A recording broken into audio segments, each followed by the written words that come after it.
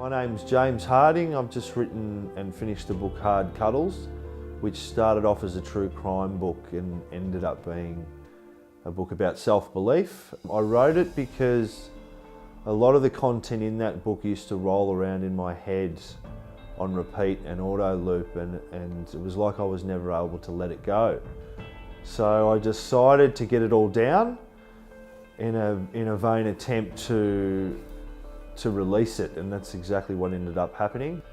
My sister was the one that encouraged me to write the book, because as I wrote the book, I wrote it for me, and she snuck into my room and read a few chapters and suggested that I take it to a publisher because the quality of what I'd written was good in her.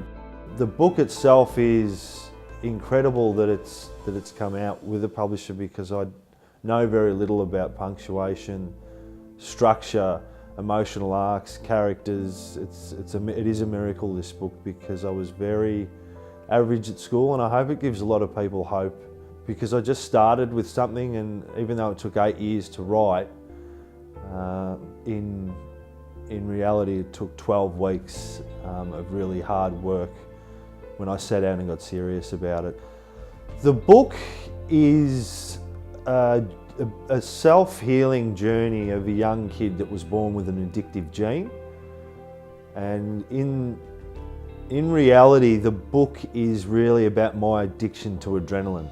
I needed to constantly be entertained and to feel something, and the underworld and criminal activity was what got it done for me. Living on the edge, being under surveillance with police.